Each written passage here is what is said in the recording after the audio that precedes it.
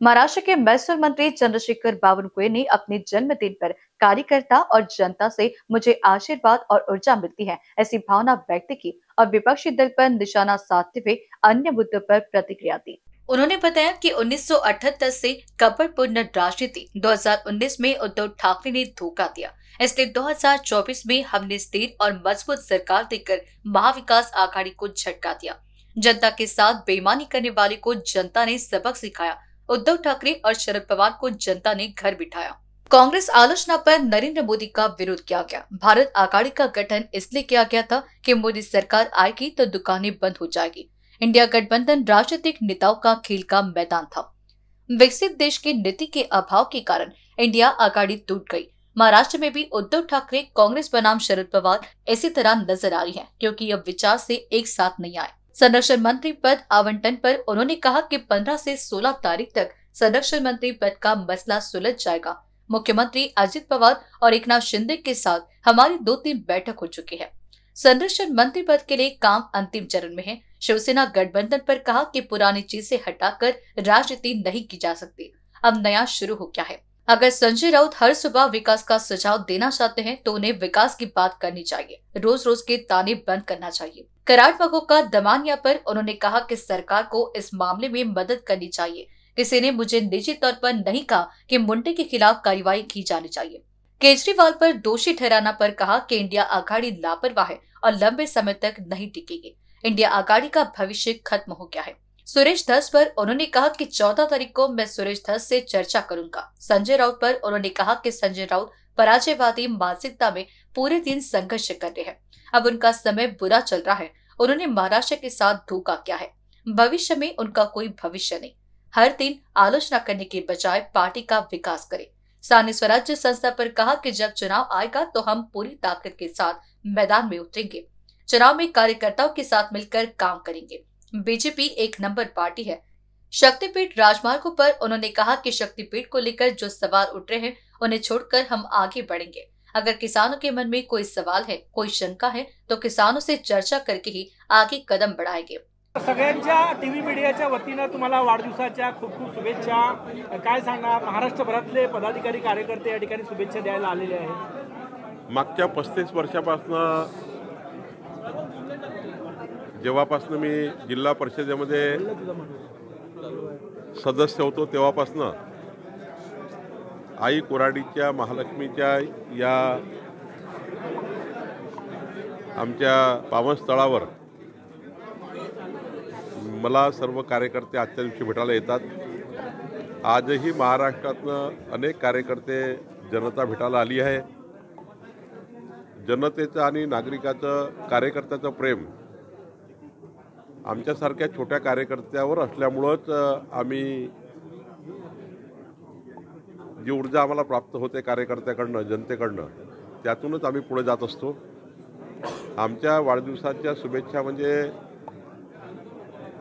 खरं तर आमच्याकडनं काही अपेक्षाही जनतेला आणि कार्यकर्त्याला असतं। आजच्या वाढदिवसाच्या शुभेच्छा येताना जनता आम्हाला जेव्हा आशीर्वाद देते तेव्हा त्यांना या महाराष्ट्रामध्ये विकासाचे राजकारण व्हावं, विकसित महाराष्ट्र व्हावा याकरता शुभेच्छा मिळतात। मला असं वाटतं की आजच्या वाढदिवसाच्या शुभेच्छा म्हणजे पुन्हा एकदा आम्हाला उद्यापासून काम करण्याची ऊर्जा ही जनतेने आणि कार्यकर्त्यांनी दिली आहे। नाही, अमित भाई असे म्हणाले की जे पोळापोळीचं राजकारण या महाराष्ट्रामध्ये 1978 पासून सुरू होतं आणि मधल्या काळात 2019 मध्ये तर पोळापोळीच्या राजकारणाने प्रचंड मनस्ताप महाराष्ट्राच्या जनतेच्या मनात निर्माण झाला। 2019 मध्ये उद्धव ठाकरेंनी ज्या पद्धतीने आमच्याशी दगाफटका केला तो दगाफटका महाराष्ट्राला सहन झाला नाही आणि म्हणून महाराष्ट्राच्या जनतेने पुन्हा एकदा 2024चं सरकार देताना स्थिर आणि मजबूत सरकार दिलं। आतापर्यंतच्या इतिहासातला सर्वात मोठा मॅन्डेट महाराष्ट्राच्या जनतेने का दिला की महाविकास आघाडीने ज्या पद्धतीने फोडाफोडी आणि दगाफटकाचं राजकारण केलं त्यामुळं जनतेने आम्हाला आशीर्वाद दिला आणि पुन्हा एकदा माननीय देवेंद्र फडणवीस साहेबांच्या नेतृत्वातलं सरकार विकसित महाराष्ट्राकरता बनवण्याकरता जनतेने आम्हाला साथ दिली आहे. एकदम बरोबर आहे. अमित भाईंच्या कालच्या भाषणातनं एक दिशा होती. ज्यांनी महाराष्ट्राच्या जनतेसोबत बेईमानी केली, दगाफटका केला, मग ते उद्धव ठाकरे जी असतील, माननीय शरद पवारजीची राष्ट्रवादी काँग्रेस असेल, या सर्वांना जे अमित भाई बोलले ते योग्यच बोलले आहे. खरं तर त्यांनी तसं केलं म्हणून अमित भाईंनी तसा शब्दोपचार केला आहे. नाही, कसं आहे की इंडिया आघाडीमध्ये ज्या पद्धतीने या देशामध्ये इंडिया आघाडी तयार झाली, माननीय पंतप्रधान नरेंद्र मोदीजींचा विरोध, भारतीय जनता पार्टीचा विरोध, काही करून मोदीचं सरकार देशामध्ये येऊ नये, मोदीचं सरकार आलं तर आमच्या दुकानदाऱ्या बंद होईल, या भावनेने तयार झाली इंडिया आघाडी.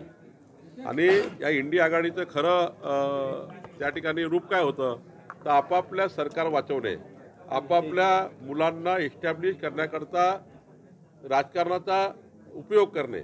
इंडिया आघाडी म्हणजे काय? राजकीय आखाडा होता, राजकीय नेत्यांच्या मुलांचा आखाडा होता. आणि हे राजकीय जे आखाडे आहेत हे पुढच्या काळात चालणार नाही जर मोदीजी प्रधानमंत्री झाले तर. म्हणून एक इंडिया आघाडी तयार झाली. आणि आता इंडिया आघाडी का बर्बाद झाली, का ती संपली, का ती फुटली? कारण आता इंडिया आघाडीवर नेमकं धोरण नाही आहे. त्यांना विकसित देशाचं धोरण नाही आहे, विकासाचं धोरण नाही आहे. ते फक्त एकाच विषयावर एक झाले होते, सत्तेकरता. सत्तेपासून पैसा आणि पैशापासून सत्ता. आता सत्तेच्या बाहेर गेल्यामुळं फुटाफूट सुरू झाली, सर्व इंडिया आघाडीचे नेते बिखरले.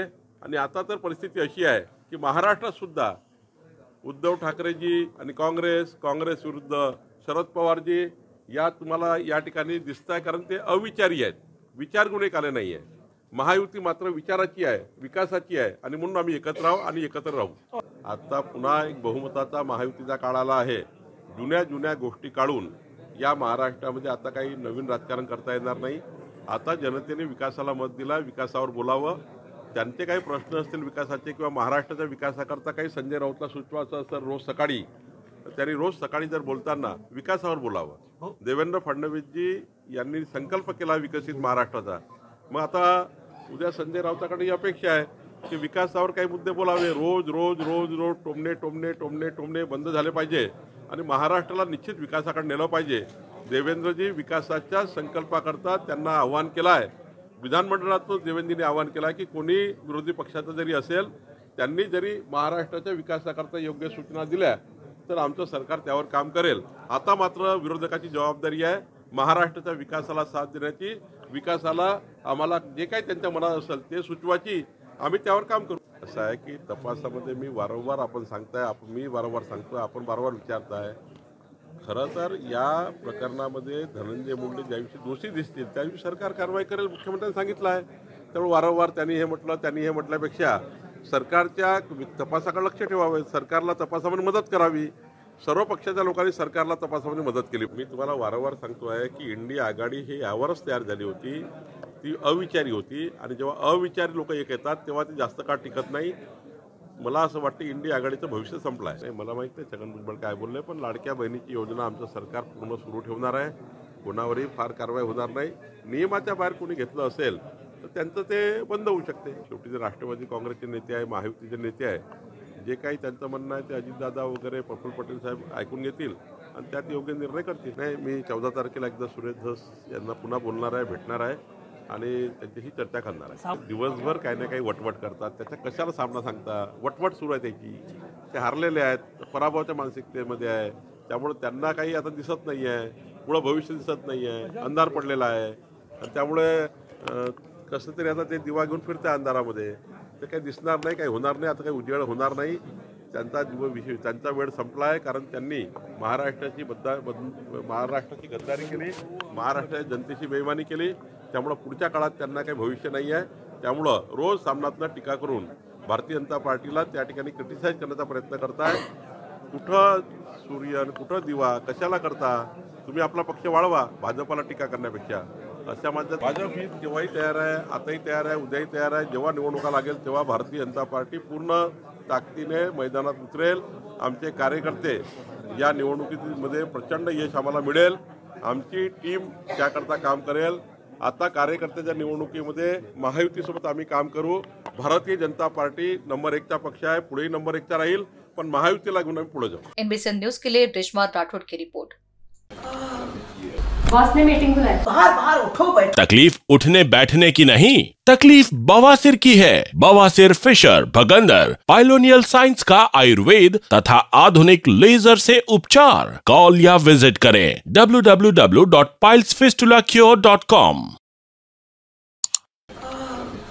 बॉस ने मीटिंग बुलाई. बाहर उठो बैठो. तकलीफ उठने बैठने की नहीं, तकलीफ बवासीर की है. बवासीर, फिशर, भगंदर, पाइलोनियल साइंस का आयुर्वेद तथा आधुनिक लेजर से उपचार. कॉल या विजिट करें www.pilesfistulacure.com.